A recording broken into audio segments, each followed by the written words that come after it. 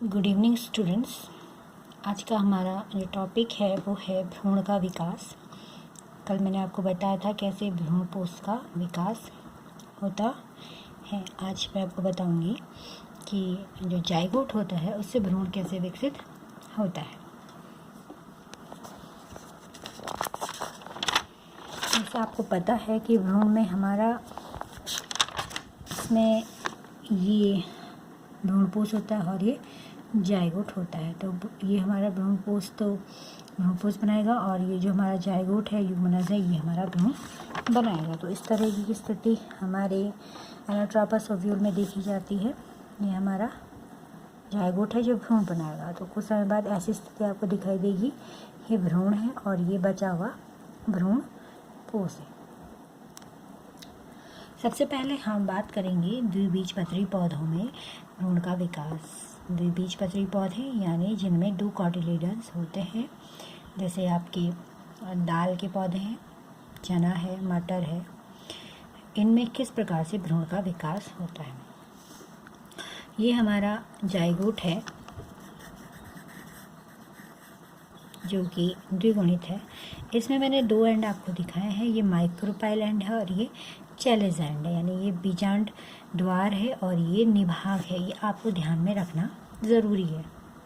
उसके बाद इसमें क्या होता है कि जो आपका जाइगोट है इसमें समसूत्री विभाजन होता है और ये 2 सेल्स बनाती हैं, ठीक है। ये माइक्रोपाइल है और ये चैलेजा है। जो नीचे वाली सेल है इसको हम बेसल सेल कह देते हैं। जो ऊपर वाली सेल है इसको हम टर्मिनल सेल कहते हैं। अब बेसल सेल में अनुप्रस्थ विभाजन होता है, अनुप्रस्थ विभाजन आप जानते हो, और टर्मिनल सेल में दो तलों में विभाजन होता है, यानी अनुप्रस्थ भी और अनुदैर्घ्य भी। तो हमें इस प्रकार की संरचना मिलती है। देखिए, ये टर्मिनल सेल से हमें ऊपर जो ग्रीन कलर में है ये हमें चतुष्क मिला। चतुष्क प्राक भ्रूण यानी भ्रूण की प्रारंभिक अवस्था। चतुष्क यानी इसमें 4 सेल हैं। ये किससे बना स्टूडेंट्स? टर्मिनल सेल से। और जो हमारी बेसल सेल है इनमें अनुप्रस्थ विभाजन होने से बहुत सारी सेल बन गई और लास्ट वाली सेल इसमें काफ़ी बड़ी हो जाती है और चूसकांक कोशिका कहलाती है। चूसकांक यानी ये भ्रूणपोष से भोजन का अवशोषण करेगी। अगला इसमें क्या होता है, 2 चेंजेस और होंगे। जो चतुष्क प्राक भ्रूण है उसमें विभाजन होगा और जो निलंबन है इसकी पहली कोशिका बड़ी हो जाती है। इसकी जो ये पहली वाली कोशिका है ये बड़ी हो जाती है। मैंने अलग अलग कलर से इसको बनाया हुआ है ताकि आपको क्लियरली ये विजिबल हो पाए। देखिए, चतुष्क में एक विभाजन और हुआ, ठीक है, और ये 8 सेल का हमें एक प्राक भ्रूण मिला। इसको आप एक ऐसे समझ सकते हैं, आपके पास सेब है, सेब में आपने 20 से कट लगाया, फिर आपने उसके 90 एंगल पर दूसरा कट लगाया, 4 पीस बने, फिर आप उसको तिरछे में काट दीजिए, 2 कट लगा दीजिए तो उसके 8 पीसेस बन जाएंगे। इस प्रकार का अष्टक में 8 कोशिका वाला प्राक भ्रूण आपको मिलेगा। और ये जो निलंबन की पहली कोशिका है इसको हम हाइपोफाइसिस कह देते हैं। नीचे आप देखिए निलंबन है, सबसे बड़ी कोशिका चूसकांक है। इस प्रकार का ये जो भ्रूण हमारा बनता है इसको हम प्राक भ्रूण कहते हैं। याद रखिएगा, ये सीक्वेंस कभी कभी लिखने को आती है कि भ्रूण के विकास में सबसे पहले कौन सा भ्रूण बनता है? प्राक भ्रूण। अब प्राक भ्रूण में पेरिक्लाइनल विभाजन होता है, ठीक है। 2 विभाजन होते हैं, पेरिक्लाइनल विभाजन और हाइपोफाइसिस में विभाजन होता है। मैं यहाँ पे लिख देती हूँ, हाइपोफाइसिस में विभाजन। दोनों सेल्स में हमारा विभाजन होगा। पेरिक्लाइनल मतलब परिधि की ओर, ठीक है। जैसे ये मैंने बनाया है, ये आप देखिए, इसे कंपेयर करिए, इसके परिधि की ओर इधर सेल में डिवीजन हो और इसमें परिधि की ओर जो विभाजन होता है उसे पेरिक्लाइनल डिवीजन कहते हैं। और हाइपोफाइसिस में भी विभाजन हुआ, ये हाइपोफाइसिस था। देखिए, इसमें 8 सेल बन गई, 1 2 3 4 5 6 7 8 सेल इसमें बन गई हैं। ऊपर जो पेरिक्लाइनल विभाजन हुआ तो ये जो बाहर की परत बनी बेटा ये डर्मेटोजन बनाएगी। डर्म्स हमेशा त्वचा के लिए यूज किया जाता है तो ये डर्मेटोजन एपिडर्मिस बनाएगा, यानी बाह्य त्वचा बनाएगा। एपिडर्मिस यानी बाह्य त्वचा ये बनाएगा, ठीक है। अब हम इसको, जो ऊपर का हमारा ये अष्टक संरचना थी, इसमें पेरिक्लाइनर डिवीजन हुआ, बाहर का भाग क्या बनाएगा, बाह्य त्वचा। इसको हम 2 टायर में विभाजित करते हैं। देखिए नीचे का टायर ये रहा, ये वाला, और ऊपर का टायर ये रहा। तो जो नीचे का टायर है ये क्या बनाता है, हाइपोकोटाइल, ठीक है, हाइपोकोटाइल। कोटाइल के नीचे का भाग, कोटाइल कहते हैं बीज पत्र को। आप इंग्लिश में नाम याद कर लीजिए, कोटाइल यानी बीज पत्र, बीज के पत्र जो बीज को भोजन उपलब्ध कराते हैं। उसके नीचे का भाग हाइपो, और ये जो ऊपर वाला टायर है ये प्रांकुर और बीज पत्र बनाएगा। प्रांकुर वो भाग होता है बीज का जिससे तना और पत्तियां विकसित होती हैं। और ये जो नीचे वाला भाग है हाइपोफाइसिस से बना, इसको भी आप 2 टायर में बांट लीजिए। ये ऊपर का टायर 4 सेल और ये नीचे का टायर 4 सेल। ये मूल गोप बनाएगी और ये जड़ का बलकुट बनाएगी, मूल यानी जड़। और बाकी ये जो हमारा नीचे की संरचना ये धीरे धीरे नष्ट हो जाती है। इस प्रकार के भ्रूण को हम कहते हैं गोलाकार भ्रूण। नेक्स्ट आगे बढ़ते हैं। अब आप देख रहे हो इसमें काफ़ी चेंजेस हुए। ये जो मूल गोप है ये वृद्धि करेगा, इसमें सेलों में डिवीज़न होगा, इसके बलकुट में भी कोशिकाओं में विभाजन होगा और इस प्रकार की संरचना बना देंगे। ये देखिए मूलांकुर आगे को बढ़ रहा है, ये जड़ बनाएगी और जड़ की कैप बनाएगी मूलांकुर, और यहाँ पे आपका मूल गोप होगा। क्या होगा, मूल गोप होगा, ठीक। मूल गोप यानी जो जड़ की आगे से सुरक्षा टोपी होती है। और ये ऊपर वाला भाग देखिए आप, हाइपोफाइसिस, इसमें भी विभाजन हुआ। ये देखिए ये रेक्टेंगल जो मैंने सेल्स बनाई है आयताकार, ये हाइपोफाइसिस है। और ये जो ऊपर वाला टायर है इसमें भी विभाजन हुआ और ये इस प्रकार से हार्ट शेप हो गया, हृदय के आकार का हो गया। तो इस प्रकार का जो भ्रूण हमको मिलता है इसे हम क्या कहते हैं, हृदयाकार भ्रूण हम इसे कह रहे थे। इसके बाद इसमें आगे क्या होता है, इस प्रकार की संरचना हमको मिलती है। आपका जो ये हृदयाकार भ्रूण था, इसके जो बीज पत्र, इनको बीज पत्र कहते हैं, और इनके बीच में ये प्रांकुर है, ठीक है। ये मुड़ने लगती है क्योंकि ये आपका ओव्यूल है, ठीक है। इसमें ऊपर की तरफ स्पेस नहीं होता है बीज पत्रों के लिए, तो ये बीज पत्र इस प्रकार से मुड़ने लगते हैं, इस प्रकार से मुड़ने लगते हैं और हमें इस प्रकार की, ये देखिए आप बीज पत्र काफ़ी बड़े हो गए हैं। ये बीज पत्र है, ये प्रांकुर है, ये मूल का शीर्ष है जो किसने बनाया, हाइपोकोटाइल ने बनाया। ये मूलांकुर है, ये मूल गोप है, यानी ये पोर्शन जड़ बनाएगी और ये आपका पृथ्वी से ऊपर तना और पत्ती बनाएगी। और ये बीज पत्र है, कॉटिलिडन्स है, इसको हम कहते हैं हॉर्स शू शेप भ्रूण। तो ये सारी अवस्थाएं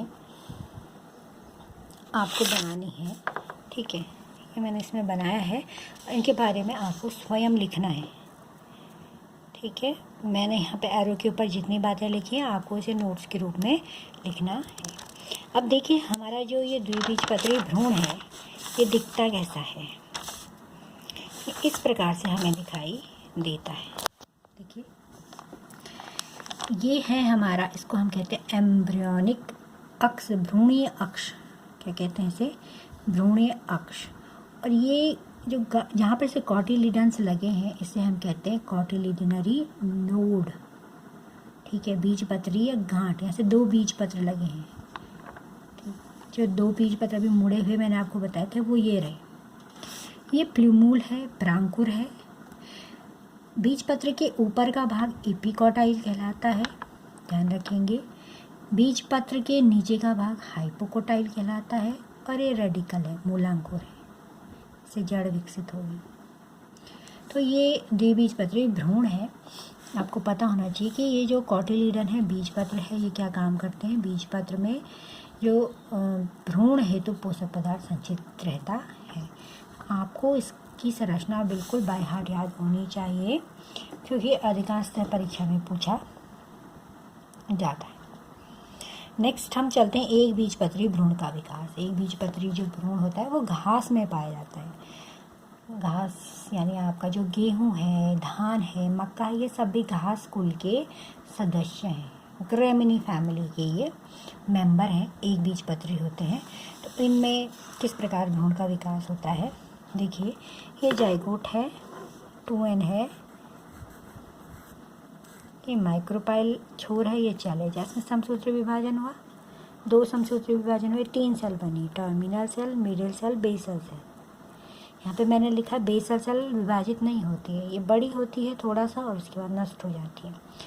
जो मिडल सेल है उसी से आपका प्रांकुर, मूलांकुर, एपिकोटाइल, हाइपोकोटाइल और निलंबन बनेगा। टर्मिनल सेल से एक पतला बीजपत्र बनता है। देखिए यहाँ एक ही बीजपत्र बनता है, जैसे यहाँ 2 बीजपत्र बने थे, यहाँ एक बीजपत्र बनेगा। और वेरी इंपॉर्टेंट, इसको स्कूटेलम कह देते हैं।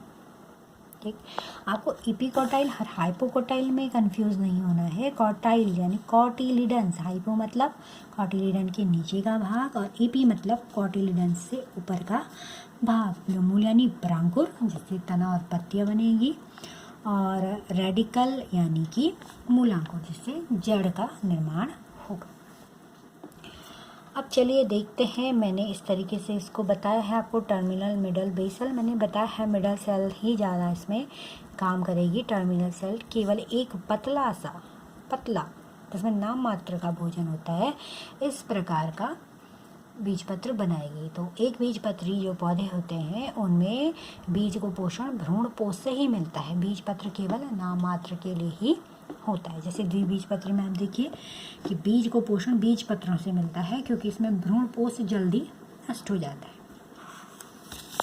तो अब यहाँ देखिए आप, ये middle cells, terminal cell, basal cell, मैंने इनके एब्रीविएशन लिखे हैं। तो ये BC थोड़ा सा बड़ी हुई, विभाजन नहीं हुआ। मिडल सेल में विभाजन हुआ, टर्मिनल सेल्स में आप देखिए विभाजन हुआ और एक प्रांकुर बनाएगी, हमारा बीजपत्र बनाएगी। ये मैंने बनाया हुआ है। ये देखिए ये बेसल सेल है। ये मिडल सेल जो है उसमें विभाजन होने से ये निलंबन की कोशिकाएं हैं थोड़ा बहुत, ठीक है, बहुत कम।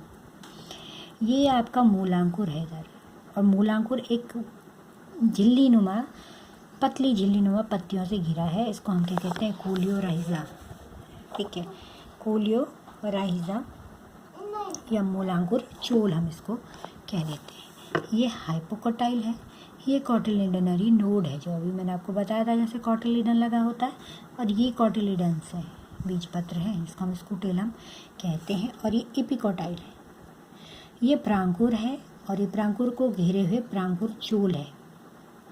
द्विबीजपत्री पौधे में ये सब आपको नहीं देखने को मिला था कि जैसे ये प्रांकुर है तो इसके ऊपर कोई कवरिंग नहीं है, कोई चोल नहीं है।